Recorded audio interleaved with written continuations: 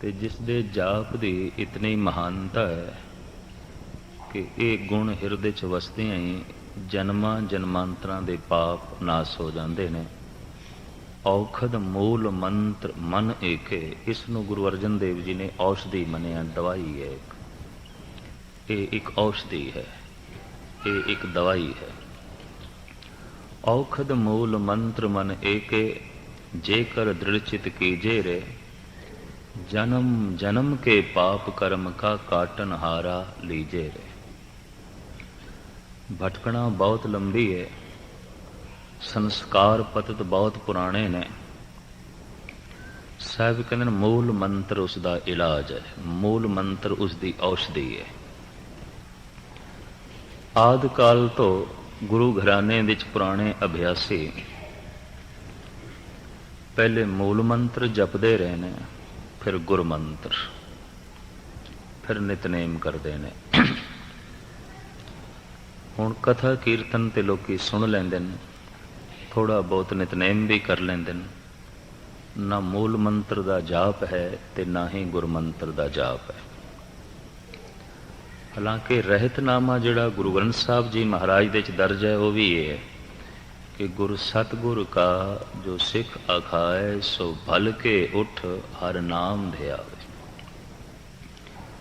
ਉਹ ਉੱਠਦੇ ਹੀ ਪਹਿਲੇ ਨਾਮ ਸਿਮਰਨ ਕਰੇ। ਨਿਤਨੇਮ ਸਾਹਿਬਾਂ ਨੇ ਇਸੇ ਹੀ ਰਹਿਤਨਾਮੇ 'ਚ ਇਸ਼ਾਰਾ ਕਰ ਦਿੱਤਾ। ਫਿਰ ਚੜ੍ਹੇ ਦਿਵਸ ਗੁਰਬਾਣੀ ਗਾਵੇ, ਬਹਿੰਦਿਆਂ ਉੱਠਦਿਆਂ ਹਰ ਨਾਮ ਧਿਆਵੇ। ਬਾਣੀ ਦਾ ਪਾਠ ਨਿਤਨੇਮ ਬਾਅਦ ਵਿੱਚ ਕਰੇ, ਮੂਲ ਮੰਤਰ ਗੁਰ ਮੰਤਰ ਪਹਿਲੇ ਜਪੇ। ਇਹ ਜਾਪ ਹੈ ਨਹੀਂ। ਇਸ ਵਾਸਤੇ ਸਾਡੇ ਵਿੱਚ ਭਾਈ ਗੁਰਦਾਸ ਪੈਦਾ ਹੋਣੇ ਬੰਦ ਹੋ ਗਏ, ਭਾਈ ਮਨੀ ਸਿੰਘ ਜੈਸੀਆਂ ਮਹਾਨ ਮੂਰਤੀਆਂ ਪੈਦਾ ਹੋਣੀਆਂ ਬੰਦ ਹੋ ਗਈਆਂ। 30-35 ਸਾਲ ਪਿੱਛੇ ਵੀ ਜਿਹੜੇ ਕੁਝ ਥੋੜੇ ਜਿਹੇ ਅਭਿਆਸੀ ਪੁਰਸ਼ ਹੋਏ, ਜੈਸੇ ਕਿ ਬਾਬਾ ਅਤਰ ਸਿੰਘ ਮਸਤੂਆਣੇ ਵਾਲੇ, ਜਾਂ ਬਾਬਾ ਕਰਮ ਸਿੰਘ ਹੋਤੀ ਮਰਦਾਨ ਵਾਲੇ, ਜਾਂ ਅਕਾਲੀ ਕੌਰ ਸਿੰਘ, ਜਾਂ ਬਾਬਾ ਸੁੰਦਰ ਸਿੰਘ ਅਲੀ ਬੇਗ ਵਾਲੇ, ਜਾਂ ਹਰਖੋਵਾਲ ਦੇ ਮਹਾਤਮਾ ਬਾਬਾ ਜਵਾਲਾ ਸਿੰਘ ਜੀ, ਇਹ ਪਿੱਛੇ ਕੁਛ 30-35 ਸਾਲਾਂ 'ਚ ਹੋਏ। ਹੁਣ ਤੇ ਅੱਖਾਂ ਤਰਸ ਗਈਆਂ। ਉਂਝ ਤੇ ਸੰਤਾਂ ਦੀਆਂ ਡਾਰਾਂ ਨੇ, ਪਰ ਅਭਿਆਸ ਵਾਲੀ ਗੱਲ ਨਹੀਂ ਕੋਈ। ਔਰ ਜ਼ਿੰਦਗੀ ਇਸੇ ਮੂਲ ਮੰਤਰ ਨੇ ਬਦਲਣੀ ਹੈ। ਨਵੀਂ ਜ਼ਿੰਦਗੀ ਨੂੰ ਇਸੇ ਮੂਲ ਮੰਤਰ ਨੇ ਜਨਮ ਦੇਣਾ ਹੈ। ਪੁਰਾਣੇ ਜ਼ਮਾਨੇ 'ਚ ਬ੍ਰਾਹਮਣ ਦਾ ਨਾਂ ਸੀ ਦਵਿਜ, ਦੂਜਾ ਜਨਮ। ਇਹਦਾ ਦੂਜਾ ਜਨਮ ਹੋ ਗਿਆ। ਕਿਸ ਦਾ? ਜੋ ਬ੍ਰਾਹਮਣ ਹੈ, ਜਿੱਦਾਂ ਮਨ ਬ੍ਰਹਮ ਵਰਗਾ ਬਣ ਗਿਆ।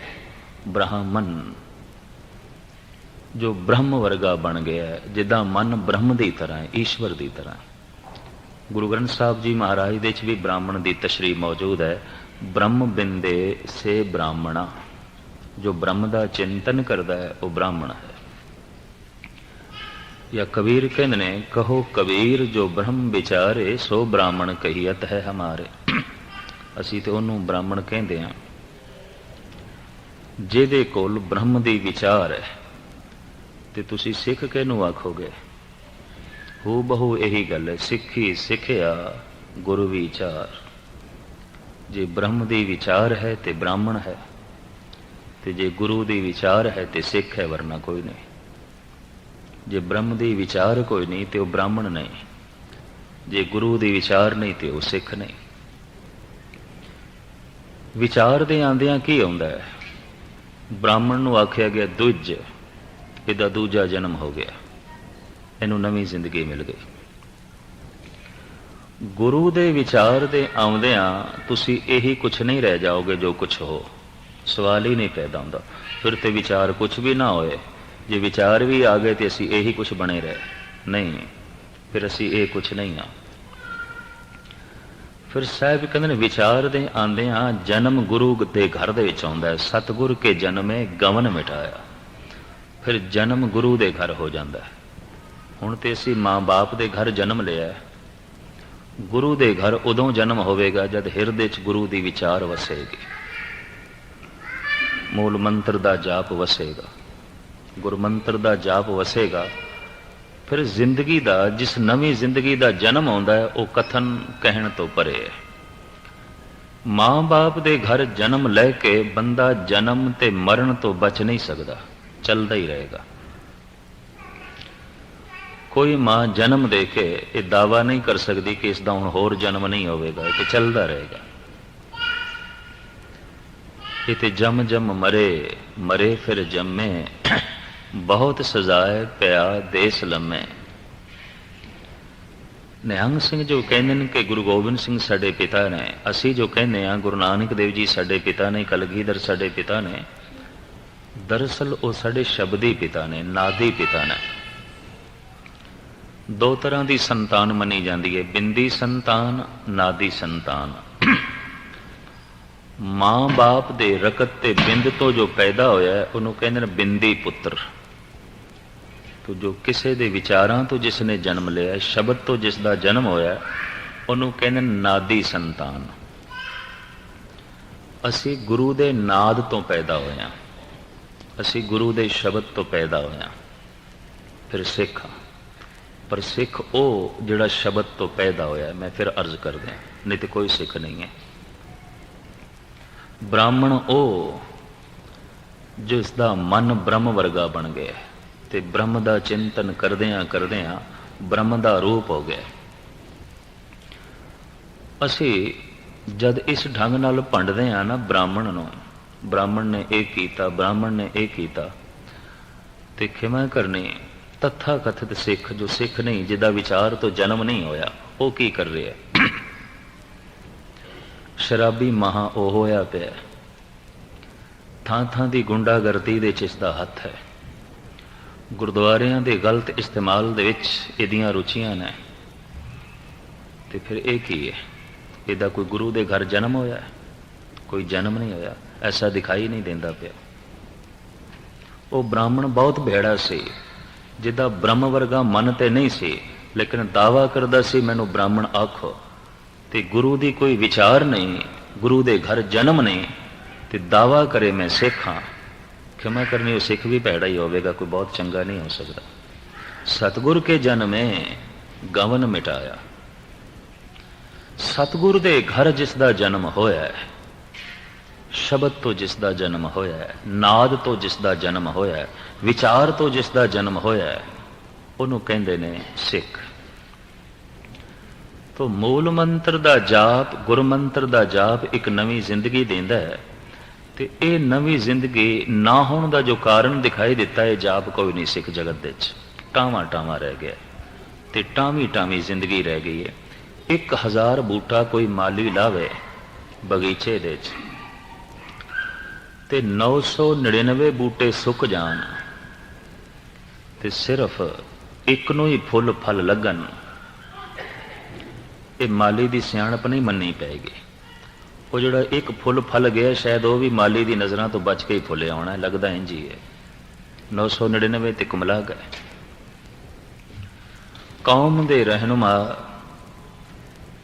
ਕੌਮ ਦੇ ਪ੍ਰਚਾਰਕ, ਧਰਮ ਮੰਦਰਾਂ ਦੇ ਮੁਖੀ ਕਰੀਬਨ ਉਸ ਬਗੀਚੇ ਦੇ ਇਸ ਵਕਤ ਮਾਲੀ ਨੇ ਜਿਹੜੇ ਬੂਟੇ ਗੁਰੂ ਨਾਨਕ, ਗੁਰੂ ਗੋਬਿੰਦ ਸਿੰਘ ਜੀ ਨੇ ਲਾਏ ਨੇ,